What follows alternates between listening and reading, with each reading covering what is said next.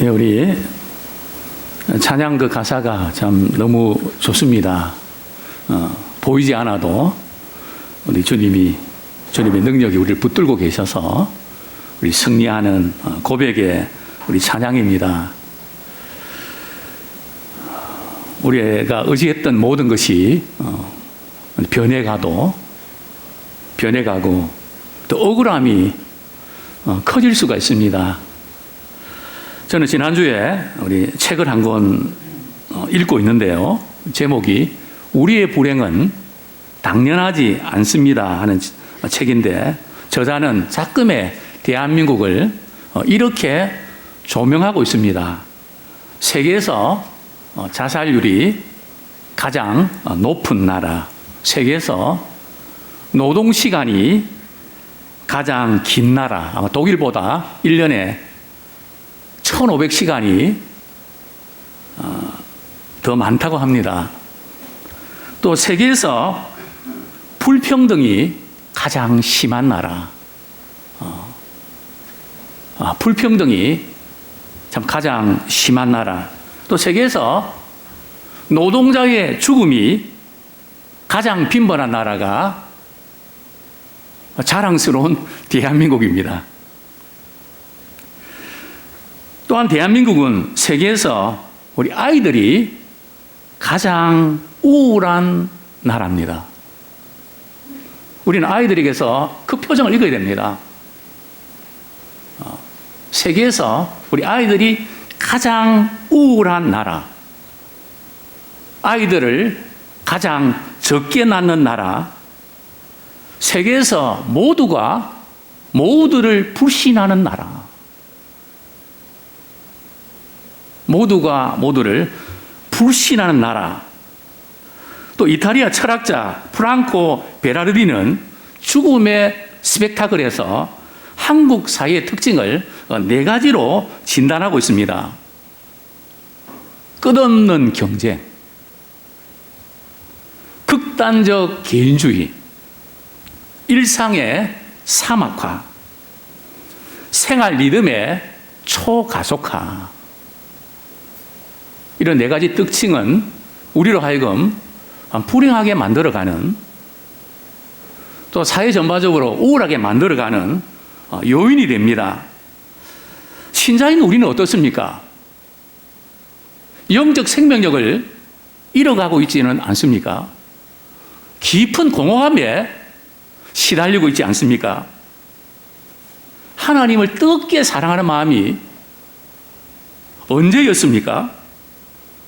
하나님과의 관계를 방해하는 죄책감에서 벗어나고 싶지는 않습니까?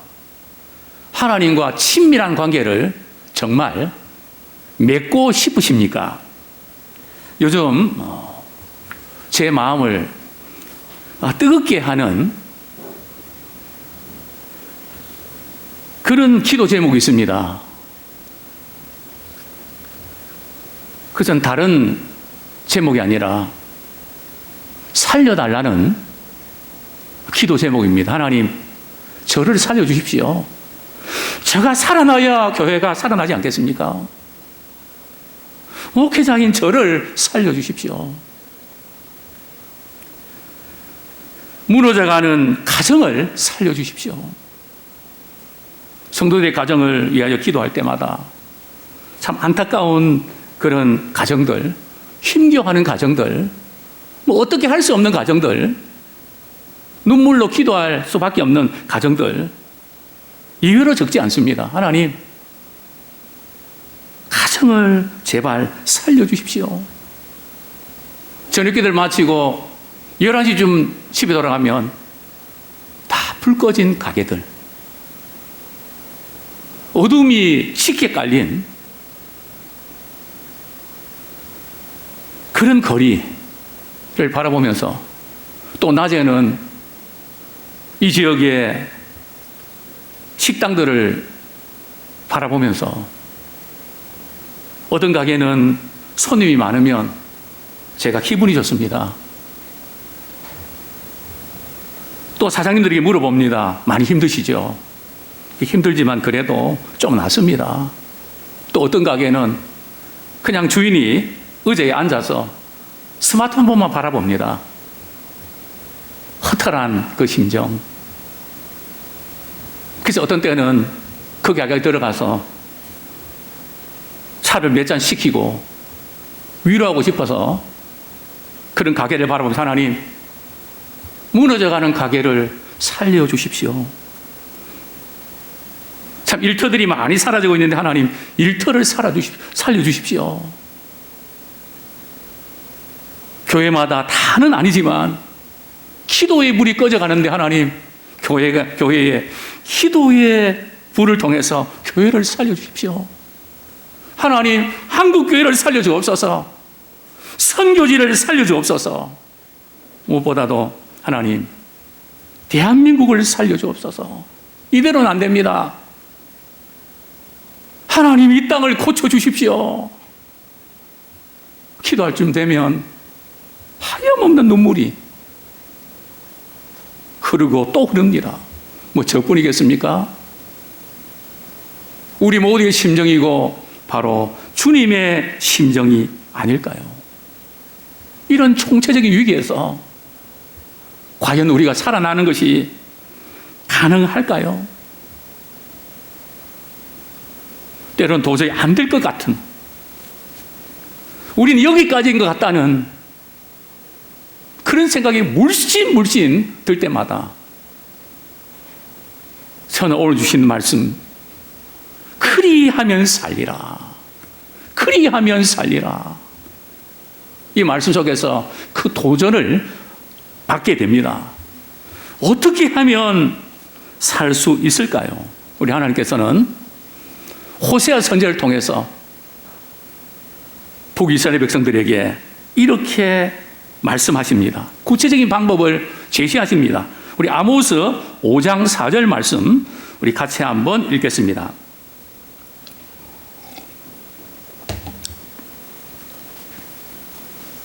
시작. 여호와께서 이스라엘 족속에게 이와 같이 말씀하시기를 너희는 나를 찾아라. 그리하면 살리라. 나를 찾아라. 그리하면 살리라. 영적 부흥만이 회복의 열쇠입니다.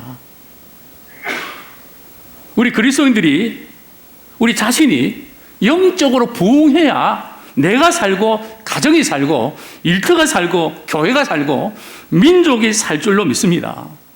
이 영적인 부흥이 뭘까요? 많은 성도들이 모이는 것일까요? 물론 그것도 부흥 중에 하나입니다. 그러나 여기서 말하는 부흥은 여호와께서 내게 나를 찾으라는 이 우리 주님의 애타는 이 심정은 좀 더 깊은 의미가 있습니다. 하나님을 멀리 떠난 자들이 나주를 멀리 떠났다. 이제 옵니다. 교회는 다니지만 마음은 주님을 떠난 지 오래입니다. 근성으로 신앙생활 합니다. 주님을 찾지만 마음은 주님에게서 떠나 있습니다. 다른 쪽으로 쏠려 있습니다.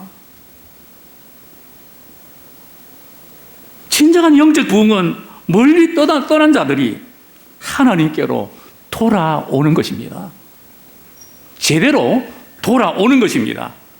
그리고 그분께 복종하는 것입니다. 하나님과의 관계를 회복하는 것입니다. 이것이 우리가 살아나는 비결입니다.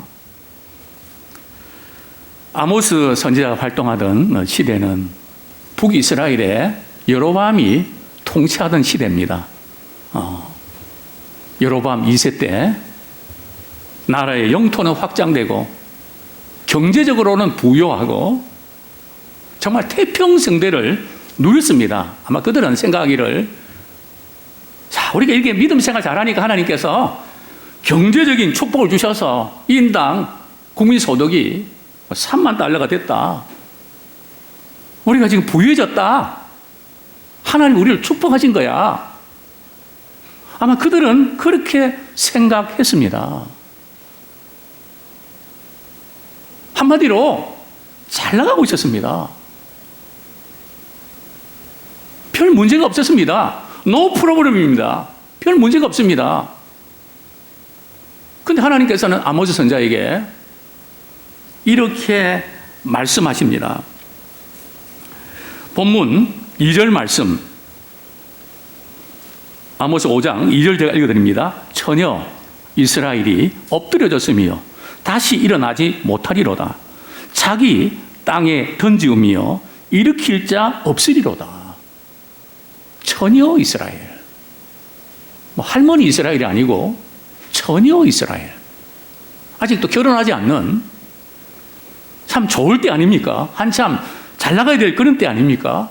근데 갑자기 엎드려졌다는 거죠. 이 시제는 과거형입니다.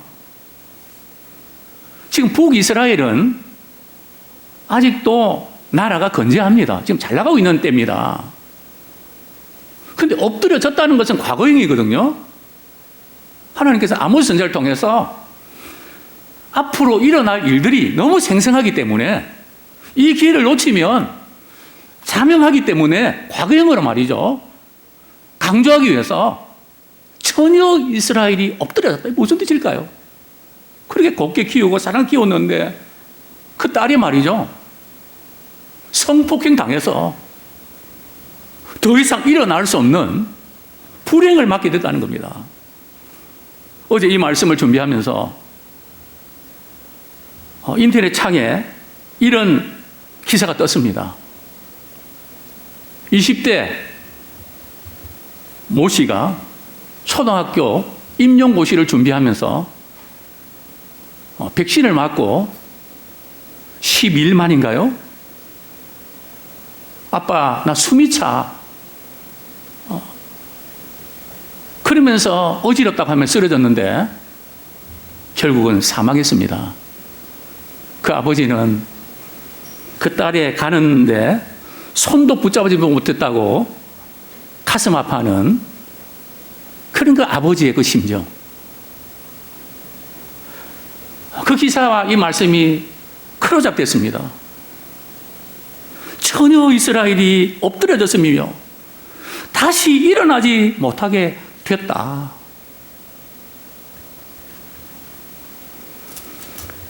자기 땅에 던짐이며 일으킬 자 없으리로다. 이게 무슨 뜻입니까? 앞으로 위험한 상황이 우리에게 찾아오는데 지금 방법을 찾지 아니하면 앞으로 이런 일들이 예고되어 있다. 그 예고는 바로 아수리의 침략입니다. 북이스라엘 향한 아수리의 그 침략. 이제 그러면서 전쟁의 상황을 하나님께서 이렇게 말씀하십니다. 우리 5장 3절. 주 여호와께서 이와 같이 말씀하시되 이스라엘 중에서 1000명이 행군에 나가던 성읍에는 100명만 남고 100명이 행군에 나가던 성읍에는 10명만 남으리라 하셨느니라. 자, 1000명의 군사가 말이죠. 아수르 군대와 싸웠는데 다 죽고 몇 명은 남았다고요? 100명만 남았다고요. 즉 10분의 1입니다. 또 어떤 성읍에는 100명의 군인이 나갔는데 몇 명만 살아남았다고요? 10명만 살아남았습니다. 뭐 거의 완패한 거죠. 어떻게 회복할 수 있는 가능성이 없는 상황입니다. 이런 일들이 일어난다. 아모스 선지자는 누굴까요? 아모스 선지자는 북이스라엘 출신입니까? 남유다 출신입니까? 제 눈치를 보면 마스크가 가려서 잘 안 보이겠지만 남유다 출신입니다. 그런데 그는 어느 나라를 향해서 예언합니까? 북이스라엘을 향하여 예언합니다. 물론 다른 주변 국가들을 이렇게 멸망을 예언하고 심지어 남유다의 멸망도 예언합니다. 그 예언까지는 그래 뭐 남유다 우리가 관계 안 좋으니까 잘됐다 했는데 갑자기 말이죠. 우리나라도 망한다. 북이스라엘도 망한다 그러니까 벙찐 거죠. 충격이었습니다. 이렇게 잘 살고 이렇게 잘 나가는데 망한다고? 무슨 악담을 그렇게 하냐고. 되게 싫어했을 것입니다. 근데 아모스 선지자도 이 주님의 예언의 말씀을 전하는 것이 무척 괴로웠습니다. 그래서 아모스 선지자의 이름의 뜻이 뭔지 아십니까? 무거운 짐진 자입니다. 믿음의 사람들은 하나님의 말씀을 통해서 이 민족이 어떤 방향으로 나가야 될지, 그렇게 나가지 않으면 어떻게 되는지 우리는 영적인 차원에서 예견할 수가 있습니다. 그래서 그것을 위해서 선포하고 기도합니다. 정말 참 어려운 이런 상황 속에서 어떻게 다시 살아날 수 있을까요? 1000명 중에서 100명만 살아남았다. 100명 중에서 10명을 살았던 성읍. 그 자체는 절망이고 포기할 수밖에 없지만, 그러나 우리는 기억해야 합니다. 하나님께서 택하지 않은 백성들을 향해서는, 가나안 주변국을 향해서는 하나님께서 심판하실 때 이런 단어를 쓰십니다. 어떤 단어요? 그들을 진멸하셨다고. 성경을 읽어 가실 때에 진멸이라는 단어가 나오면 신경을 곤두세야 됩니다. 이것은 완전히 멸했다는 거거든요. 택하지 않는 백성들은, 가나안 주민들은 어떤 경우는 완전히 진멸해버립니다. 근데 택한 백성은요, 주님이 원치 않은 길로 갈 때에 처음에는 말씀으로 계속 깨우칩니다. 설교를 통해서 계속 우리 말씀을 듣게 하십니다. 근데 우리는 그래도 그렇지 뭐 오늘도 무사히 그냥 마이웨이를 고집하고 계속 그렇게 갑니다. 근데 이 시간이 길면 안 되거든요. 왜냐하면 말씀으로 안 되면 하나님은 사건을 통해서 말씀하십니다. 우리 주변에 일어나는 사건들 통해서 하나님께서 우리를 깨닫게 하십니다. 하나님께로 돌아오라고 우리에게 사인을 주십니다. 그런데 사건을 통해서도 하나님의 부르심을 깨닫는 사람들이 흔치가 않습니다. 다 놓쳐버립니다. 다 힘드니까 뭐 이런 거지 뭐. 다 인생 살다 보면 다 그런 거지 뭐. 그러면서 자꾸 이유를 하나님과 나의 관계에다 맞추지 않고 다른 쪽으로 자꾸 해석을 합니다. 이게 우리의 특기 아닙니까? 주님과의 관계 속에서 해석해야 되는데 그거는 딱 빼놓고 그냥 다른 것에서 방법을 찾고 있는. 그래서 하나님께서는 너희는 나를 찾으라. 그리하면 살리라. 이렇게 말씀하셨습니다. 그런데 우리에게 문제는 하나님을 찾는다고 해결될 것 같지 않다는 불신이 이외로 강하다는 겁니다. 이런 상황 속 기도한다고 될까? 아니 성경 말씀대로 순종한다고 뭐가 될 것 같으냐?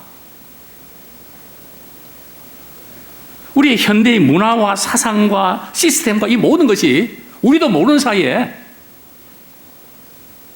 하나님을 찾는다고 해결될 것 같지 않다고 하는 그런 마음을 심어 놓았습니다. 그래서 주일날 아무리 하나님 말씀대로 우리가 살아가야 되고 그렇게 하면서 삽니다해도 벌써 우리 속에 의심의 안개가 딱 있거든요. 기도한다고 되나? 말씀대로 뭐 순종한다고 되나? 이것이 우리 가운데 너무 깊숙이 깔려 있습니다. 그래서 드릴 수 있는 것이 아무것도 없습니다. 우리는 위를 바라봐야 되는데 위도 막혔으니까요. 어디를 바라봅니까? 저는 그 찬양, 하나님 한 번도 실망시킨 적 없으시고, 저는 그 찬양 참 좋아합니다. 하나님 한 번도 실망시킨 적 없으시고. 근데 어떻습니까? 반대 아닙니까? 하나님 한 번도 실망 안 시킨 적 없으시고. 그 가사 그렇게 바꿔야 되는 거 아닐까요? 정말 하나님 한 번도 실망시킨 적 없으십니까? 제게 한번 물어봤습니다. 너가 살아가는 동안에 하나님 한 번도 실망시킨 적 없으셨니? 물론 과정 속에 왜 하나님 이런 경우는 이렇게 하십니까? 안타까울 때 없었던 거 아닙니다. 하나님 이러면 더 좋을 텐데 왜 하나님 이렇게 하셨나요? 그러나 시간이 지나면 지날수록 고백은 하나님 한 번도 실망시킨 적 없으셨습니다. 이번에도 우리 하나님 한 번도 실망시키지 않을 줄로 믿습니다. 그리고 나가면 역시나 하나님이 하셨습니다. 선을 이루셨습니다. 우리는 자꾸 보이는 상황 속에 좌절하고 낭망하는데 정말 우리의 고백이 하나님 한 번도 실망시킨 적 없으셨다는 고백이 우리의 고백이고 우리 자녀들에게 그렇게 고백할 수 있으면 좋겠습니다. 얘야, 나는 믿음 생활하면서 하나님 한 번도 실망시킨 적 없으셨단다. 그 하나님이 너희의 생애도 한 번도 실망시키지 않으신단다. 그렇게 고백하고 나가는 우리가 되기를 소원합니다. 저는 첫 번째로 이렇게 도전드리고 있습니다. 당신은 한 번이라도 하나님을 제대로 찾아본 적이 있으십니까? 당신은 단 한 번이라도 하나님을 제대로 찾아본 적이 있으십니까? 우리 지난주, 우리 금요일, 매주 금요일마다 좋은 우리 신앙인들의 간증을 통해서 도전을 받으면 저도 내려와서 봅니다. 많은 도전을 받습니다. 아, 저분은 저렇게 주님 만났구나. 또 다른 은혜를 받게 됩니다. 지난주 금요일에는 우리 생활의 달인, 아무리 신문의 달인이라고 하더라고요. 신문을 딱 이렇게 배달하면 정확한 위치에 탁탁탁 놓이는 그것도 기술이라네요. 그 정중석 집사님 간증을 우리가 들었는데요. 보았는데요. 그가 모든 것이 무너지고 알코올 중독으로 삶의 의욕을 상실할 때 벨트로 문고리에다 붙잡고 이제 극단적 선택을 하려고 하는 그 순간 화장실에 가서 거울에 비춰진 자신의 모습을 보게 됐습니다. 거울에 비춰진 자신의 모습을 보면서 지나온 세월들이 마치 스크린처럼 쑥쑥쑥 지나갑니다. 그러면서 그는 이렇게 하나님을 원망합니다. 하나님, 제가 잘못된 길로 갈 때 왜 그걸 막아주지 않으셨습니까? 왜 나를 이렇게 비참하게 버려두셨습니까? 그럴 때에 주님께서 그에게 이렇게 말씀하셨다고 합니다. 내가 너를 항상 찾았단다. 나는 너 인생의 매 순간마다 너를 찾았단다. 그런데 너는 나를 한 번이라도 찾기만 했더라면 살아났을 텐데 너는 단 한 번도 나를 찾지 않았단다. 우리는 어떤가요? 교회는 나오지만 예배는 드리지만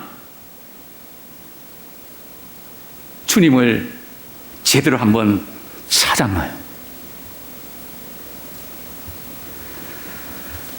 어쩌면 우리는 문제가 생기면 하나님보다 다른 것을 찾는 걸 지극히 당연하게 여기고 있지 않습니까? 물론 우리가 문제 해결할 때에 먼저 하나님을 찾고 다른 방법을 또 찾아야 됩니다.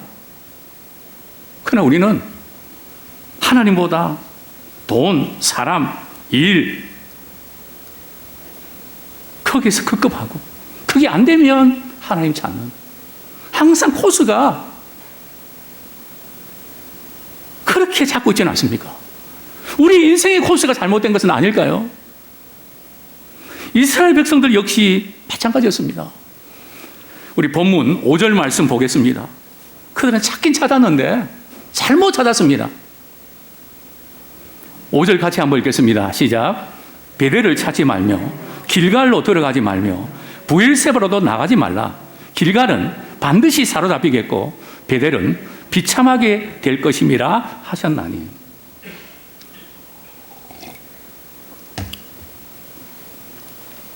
베델과 길갈과 브엘세바 어떤 곳일까요? 특별히 믿음의 조상들이 주님을 만난 곳 아닙니까? 제단을 쌓은 곳, 예배드린 곳 아닙니까? 하나님의 임재하심을 강하게 느꼈던 곳 아닙니까? 베델하면 생각나는 인물이 나오죠. 인물 있죠. 누굴까요? 야곱이죠. 야곱이 형 에서를 속이고 장자의 축복을 빼앗을 때에 에서는 야곱을 죽이려고 합니다. 그때 어머니가 너 잠시 삼촌 라반의 집에 갔다 와라. 내가 형 분노가 풀리면 소식 전할게. 야곱은 홀로 광야에서 차가운 밤을 맞게 됩니다. 그 돌을 벽에 삼고 잠을 잤을 때에 주님은 그에게 환상을 찾아오셨습니다. 일명 사라리 환상. 내가 너와 함께 해주겠다고. 난 너 버리지 않을 거야. 너가 다시 돌아와서 여기서 나를 섬기게 될 거야. 하나님이 함께 하시면 약속을 주셨던 곳이 바로 베델 아닙니까? 또 시간이 많이 흘러서 어려움을 겪을 때에 우리 하나님은 야곱에게 베델로 올라가야 된다. 너희 가족적으로 문제가 복잡하지. 어떻게 해결할지 모르겠지. 베델로 올라가야 돼. 하나님께로 나가야 돼. 예배를 해보게 돼. 그것이 바로 베델 아닙니까? 자, 두 번째로 길갈은 어떤 곳입니까? 여호수아가 가나안에 첫 발을 내딛을 때에 할례도 행하고 이제 가나안 정복을 위한 준비를 합니다. 가나안 첫 땅을 밟는 약속의 땅을 기업으로 얻는 것을 선포하는 곳 아닙니까? 약속의 복을 누리는 현장 아닙니까? 또 브엘세바는 어디입니까? 어떤 곳입니까? 멜리세덱이 아브라함에게 찾아와서 우리와 계약 맺자고 생각지 않은 거래처가 생긴 겁니다. 아주 막강한 계약이 성립된 거죠. 또 이삭, 야곱도 마찬가지입니다. 하나님이 너희와 함께 하겠다. 약속받은 것 아닙니까? 특별한 은혜와 간증을 할 수 있는 그곳이 바로 베델과 길갈과 브엘세바 아닙니까? 근데 오늘 본문에서 우리 하나님께서는 너희는 베델도 찾지 말고 길갈도 들어가지 말라. 브엘세바도 나가지 말라. 길갈은 반드시 사로잡히겠고 베델은 비참하게 될 거야. 근데 브엘세바는 언급이 없을까요? 왜냐하면 브엘세바는 남유다 땅이거든요. 한참 후에 남유다 멸망하기 때문에 거기에 대한 언급은 없습니다. 그런데 이렇게 은혜 받는 곳이고 감격적인 곳이고 하나님의 은혜를 체험한 곳인데 거기를 가지 말라고요. 코로나 때문에 비대면 예배를 드리라는 그런 뜻일까요? 그건 아닙니다. 왜 이렇게 은혜의 곳인데, 은혜의 장소인데 가지 말라고 했을까요? 도대체 그들이 어떤 자세로, 어떤 마음으로 예배를 드렸기에 교회로 갔길래 그걸 찾지 말라고 하셨을까요? 그들은 베델과 길갈, 브엘세바 왜 갔는지 아십니까? 하나님께 예배드리기 위해서 갔습니다. 제사드리기 위해서 갔습니다. 그러나 문제는 그들이 제사를 이렇게 드렸지만 마음은 하나님께 있지 않고 세상에 꽉 잡혀 있었습니다. 돈에 잡혀 있었습니다. 사람에 잡혀 있었습니다. 일에 잡혀 있었습니다. 하나님께 나와서도 마음은 하나님을 향해 있지 않고 다른 곳에 다 뺏겼다는 그것이 하루 이틀도 아니고 너무 그 생활이 반복되고 있다는 거죠. 아니 우리는 예배 드릴 때 우리 마음이 창조하신 하나님, 구원하신 하나님, 심판하신 그분께 마음이 집중되어 있나요? 마치 부부가 서로 만나면서 사랑하는 마음은 없고 내 마음은 다른 사람에게 빼앗겨 있으면서 난 너를 사랑한다고 그러면서 뭔가 여러 가지 일을 하는 그 사실을 서로가 상대가 알고 있을 때 어떤 마음일까요? 우리가 하나님께 예배한다고 하지만 하나님을 찾는다고 하지만 단 한 번도 나를 제대로 찾아본 적이 있느냐? 그들의 몸은 성수했지만 마음은 우상 숭배로 인한 생각에 꽉 차 있었습니다. 그들은 많은 제사를 드렸지만 예배를 드렸지만 생각이 바뀌지 않습니다. 삶이 조금도 변하지 않습니다. 그렇기 때문에 주님과 관계된 것, 교회와 관계된 것, 그것은 이상하게 부담스럽습니다. 다른 거는 당연히 그럴 줄 알지만 왜 주님과 관계된 것은 그렇게 힘겹게 느껴지고 부담이 됩니까? 그 이상하지 않습니까?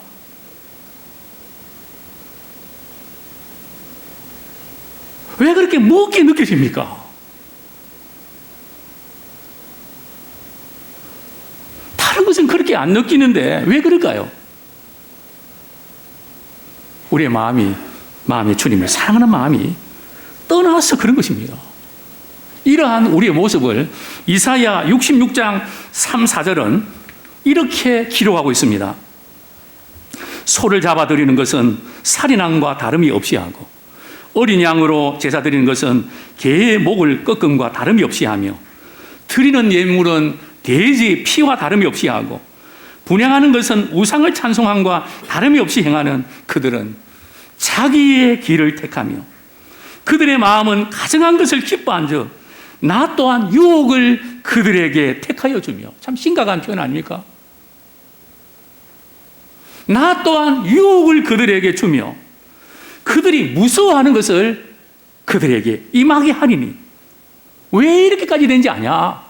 이는 내가 불러도 대답하는 자가 없으며 내가 말하여도 그들이 듣지 않고 오직 나의 목전에서 악을 행하며 내가 기뻐하지 아니하는 것을 행하였습니다. 이것이 저의 모습이고 우리의 모습 아닙니까? 자기 일을 택하고 주님은 그렇게 말씀하셨지만 저는 그렇게 이렇게 사람 방식대로 살아갑니다. 그때 주님은 이 시간이 길어질 때에 징계하죠. 징계는 하나님의 사랑의 채찍입니다. 이제는 삶의 방식을 고치고 돌아오라고 하는 사인입니다. 근데 우리는 징계받으면 하나님이 나를 사랑하신다면 어떻게 그럴 수 있는가? 점점 더 멀리 갑니다. 그래서 이사야 선지자는 너희들이 어찌하여 매를 점점 더 맞으라고 더 멀리 하냐? 우리 신자의 살 길은 이유 막론하고 하나님께 가까이 나아가는 것입니다. 하나님께서 왜 호세 선지자를 통해서 너희는 내게 돌아오라고 말씀하셨을까요? 나를 찾으라고 말씀하셨을까요? 우리 하나님은 막연하게 말씀하는 분이 아니시고요. 구체적인 사례들을 제시하십니다. 우리 아모스 4장 6절 보겠습니다. 이런 일이 있었죠. 아모스 4장 6절. 너무나 경제적인 어려움이 심했습니다. 호세아 4장 6절 같이 한번 읽겠습니다. 시작. 또 내가 너희 모든 성읍에서 너희 일을 깨끗하게 하며 너희의 각 처소에서 양식이 떨어지게 하였으나 너희가 내게로 돌아오지 아니하였느니라. 여호와의 말씀이니라. 경제적인 어려움이 있을 때 우리는 하나님께로 돌아가야 됩니다. 아니 경제적인 어려움과 하나님께 돌아가는 게 무슨 상관이 있습니까? 근데 우리는 이 상관관계 없다고 생각하거든요. 그러나 신자에게는 이 경제적인 어려움이 생길 때에 바로 그때가 하나님께로 돌아가라는 사인입니다. 경제적인 문제를 해결하는 게 급급하지 마시고 하나님께 멀어지는 것이 없는가 그걸 따져야 할 그런 것으로 우리가 받아들여야 됩니다. 자, 두 번째 그뿐입니까? 하나님께 돌아오지 않는 또 두 번째 케이스. 우리 7절 말씀 기후변화인데요. 같이 읽겠습니다. 시작. 또 추수하기 석 달 전에 내가 너희에게 비를 멈추게 하며 어떤 성읍에는 비를 내리고 어떤 성읍에는 내리지 않게 하였더니 땅 한 부분은 비를 얻고 한 부분은 비를 얻지 못하여 말랐음에 우리 8절 시작. 두세 성읍 사람이 어떤 성읍으로 비틀거리며 물을 마시러 가서 만족하게 마시지 못하였으나 너희가 내게로 돌아오지 아니하였으니라. 여호와의 말씀입니다. 야, 추수를 앞두고 말이죠. 석 달 전에 참 고생해서 이제는 추수해서 수확을 거둬야 되는데 결정적인 비가 안 오는다는 거죠. 근데 비가 안 오는데 희한한 현상이 나타납니다. 예를 들어서 서울 일원동에 비는 내리는데 석천동에는 비가 안 내리는 겁니다.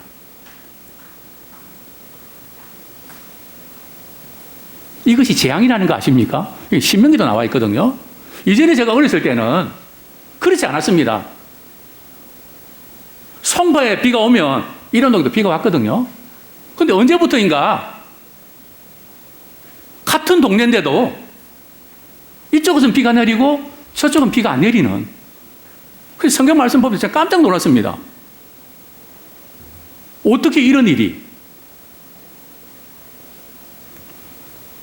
그래서 이제 비가 내리지 않는 지역의 사람들이 목이 말라서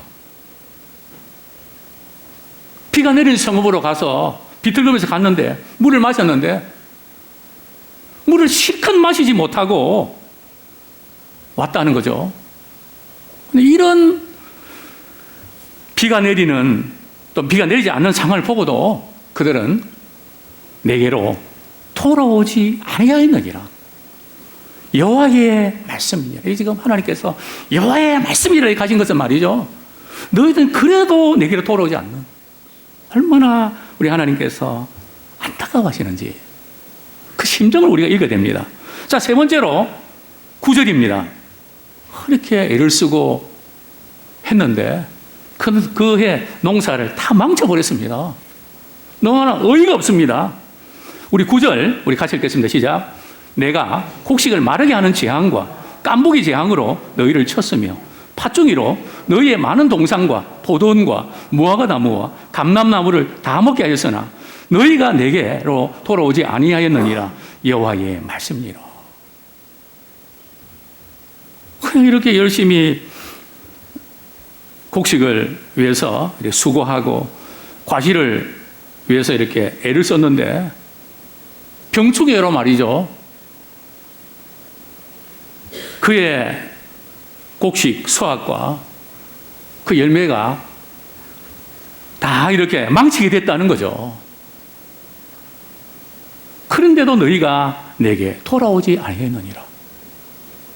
자, 그 다음에 10절, 이 전염병, 바이러스를, 전염병을 보냈는데도 그들은 안 돌아옵니다. 우리 같이 한번 읽겠습니다. 10절 시작. 내가 너희 중에 전염병 보내기를 애굽에서 한 것처럼 하였으며 칼로 너희 청년들을 죽였으며 너희 말들을 노력하게 하며 너희 진정의 악취로 코를 찌르게 하였으나 너희가 내게로 돌아오지 아니하였느니라. 여호와의 말씀이니라. 전염병을 보내서 말이죠, 이제는 너희들이 내게로 돌아와야지. 그러나 안 돌아온단 말이죠. 인도에 어떤 일이 있었습니까? 코로나에서 많은 사람들이 죽어가고 시체를 태우지 못해서 말이죠. 저는 그 TV로만 잠깐 봤지만 코를 찌른 냄새 아닙니까? 그런데도 너희는 내게 돌아오지 아니했다. 그뿐입니까? 11절에 보면 소돔 고모라처럼 말이죠, 북이스라엘 성읍을 무너뜨렸는데도, 불이 떨어졌는데도 너희가 내게로 돌아오지 아니하였느니라. 이 하나님의 심정 아시겠습니까?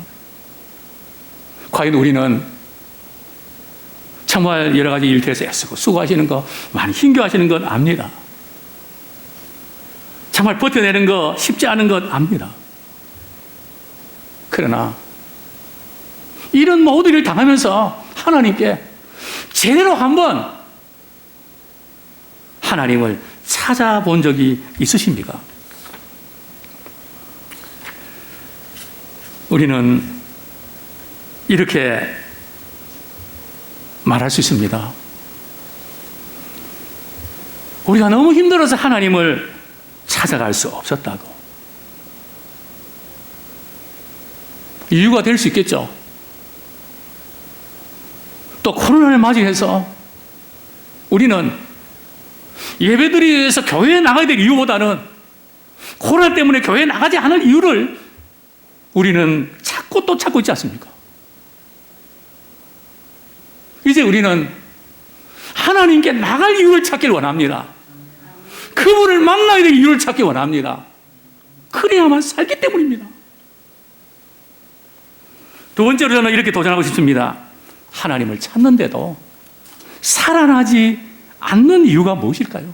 목사님, 저 기도한다고 하거든요. 하나님을 찾는다고 하는데 왜 하나님은 나를 도와주지 않으십니까? 하나님을 찾는데도 살아나지 않는 이유가 뭘까요?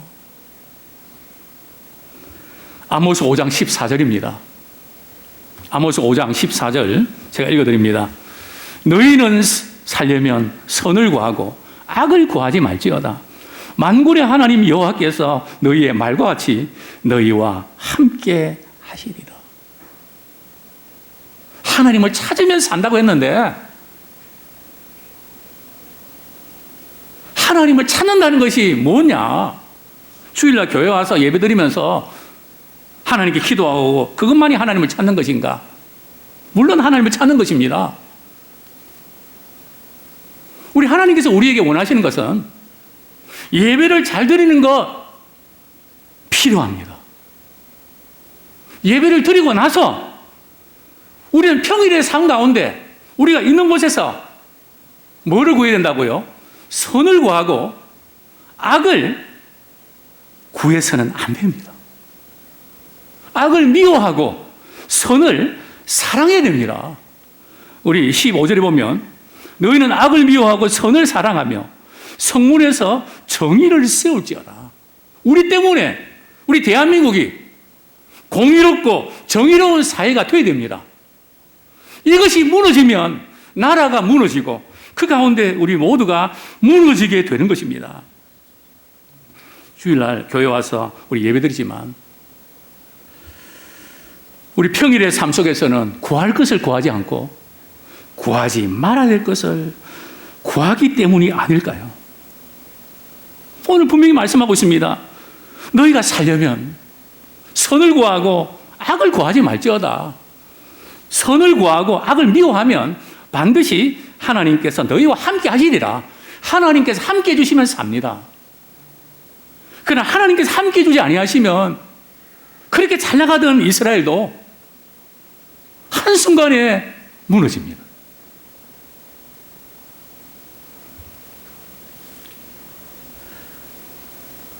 자, 우리는 예배 드릴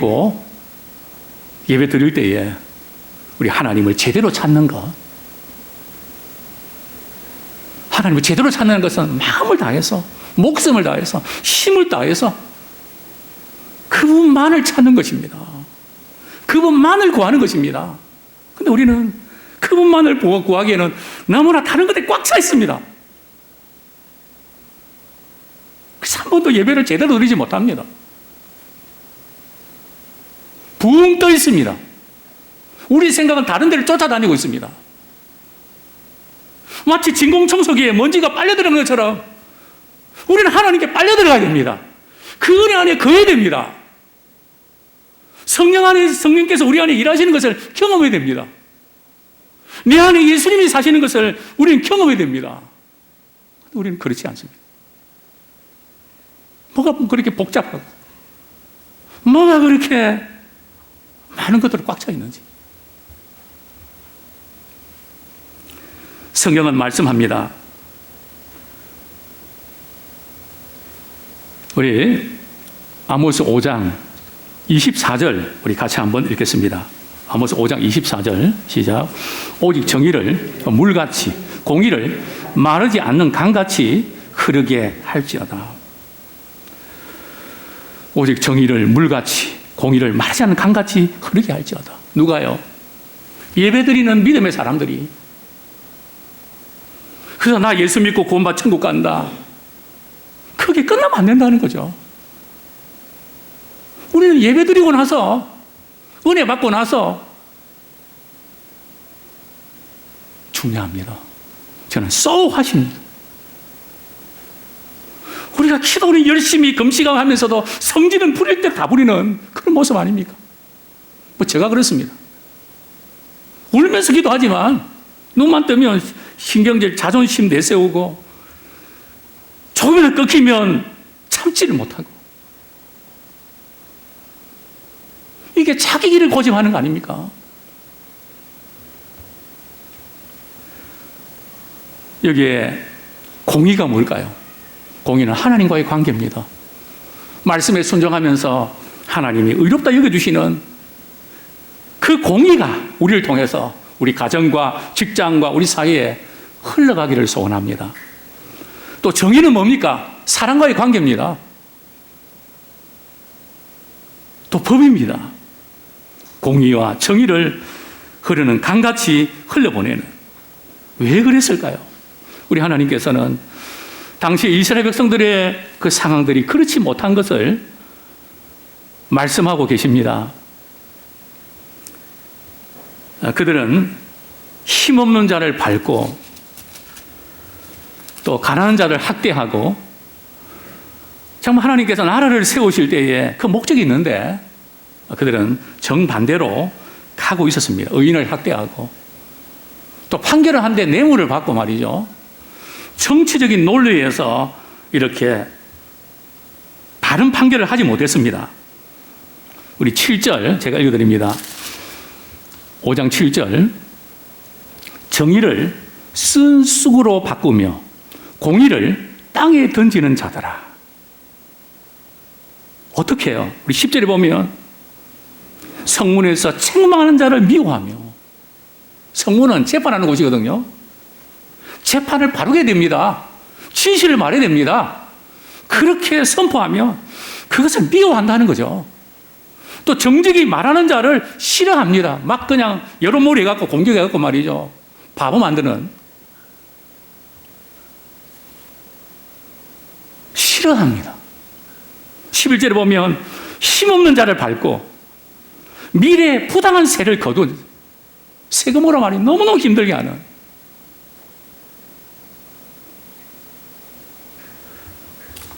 (12절) 말씀. 너희는 의인을 학대하며 뇌물을 받고 성문에서 가난한 자를 억울하게 하는. 그래서 알만한 사람들은, 똑똑한 사람들은 13절에 보면 이런 때에 지혜자가 잠잠하나니 이는 악한 때입니다. 자, 이런 때에 지혜자가 잠잠하면 되나요, 안 되나요? 잠잠하면 안 됩니다. 세상 사람들은 이런 때는 잠잠합니다. 그러나 믿음의 사람들은 잠잠하면 안 됩니다. 하나님의 공의를 선포해야 됩니다. 또 불의에 대해서 또 지적을 할 수 있어야 됩니다. 과연 우리 사회는 공정한 사회입니까? 법 절차가 제대로 작동하고 있습니까? 선거는 공정하게 진행되고 있습니까? 민주주의가 제대로, 특별히 우리 경제의 민주화가 제대로 작동하고 있습니까? 우리 직장인들 가운데 아직 대학 다닐 때 대출을 받지 못해서, 대출을 갚지 못해서 참 힘겨워하는 분들 얼마나 많습니까? 우리나라 대학 등록금이 얼마나 비쌉니까?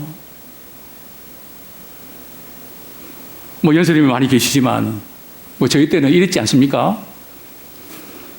어렵게 살면 공부라도 열심히 해서 성공이 된다고 그 꿈이 있지 않았습니까? 근데 지금은 알바하고 공부하고 성공할 수 있을까요? 가능할까요? 게임이 되겠습니까? 공부만 하고 좋은 조건에서 교육을 받는데 경쟁이 될까요?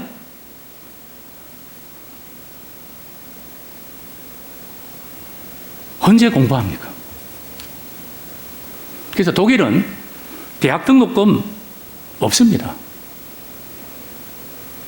우리는 완샷입니다. 한 번 기회 놓치면 그 다음 기회 잡는 게 어렵습니다. 그러나 독일은 텐샷입니다. 한 번 방하고 이러다가도 언제든지 마음 잡고 하면 갈 수가 있습니다. 우리는 한 번 삐끗하면 끝장 아닙니까? 그래서 우리는 우울해지는 겁니다. 마음 잡고 뭔가 해보려고 하면 기회가 없는 겁니다. 평생 대축을 갚다가 인생을 끝내야 되는 주택 마련도 그거 아닙니까?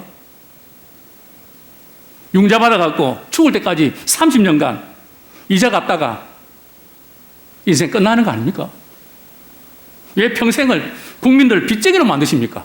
왜 집을 제공하지 않습니까? 왜 미국처럼 유럽처럼 소득에 따라서 집을 주고 능력에 따라서 할 수 있도록 왜 만들지 않습니까?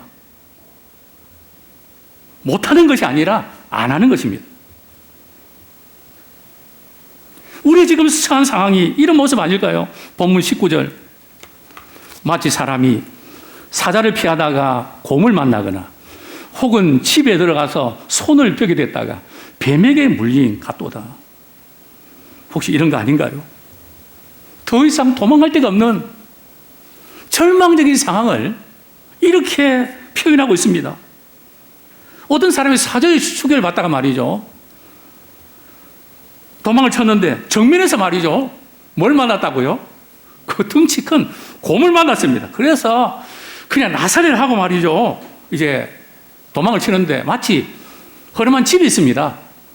집에 들어가서 문을 꽉 잡고 말이죠. 닫고 안심한 듯이 벽에 그대서 이제 살았다는데 한숨 돌렸는데 뭐가 불었다고요? 뱀이 꽉 물어버렸다. 이게 우리가 지금 처한 상황을 아주 보여주는 그런 것 아닙니까? 사랑하는 성도님들이요. 정말 우리가 사는 길은 어디 있을까요? 하나님을 찾는 데 있습니다. 하나님을 찾는다는 것은 우리 삶이 변화되는 것입니다. 이제 우리가 말씀 듣고 하면 그대로 살아보십시다. 그러면 삽니다. 이제 우리가 예배 드리는 거 중요하지만 우리의 삶을 통해서 가정에서부터 직장에서부터 우리 사회 구성원으로 우리 하나님이 우리에게 주시던 이 공의와 이 정의가 우리를 통해서 흘러가기 원합니다. 우리는 마음 씀씀이 마음 방향이 바로 써야 됩니다. 우리가 있는 곳에서 바른 방향을 향해서 우리는 나가야 됩니다. 주님 우리에게 그것 원하십니다. 그러면 반드시 하나님이 함께 하심으로 또 살게 되어 있습니다. 참 우리 사회에 일어나는 사고들, 노동자들의 그 사고를 보면 참 마음이 뭉클할 때가 많습니다.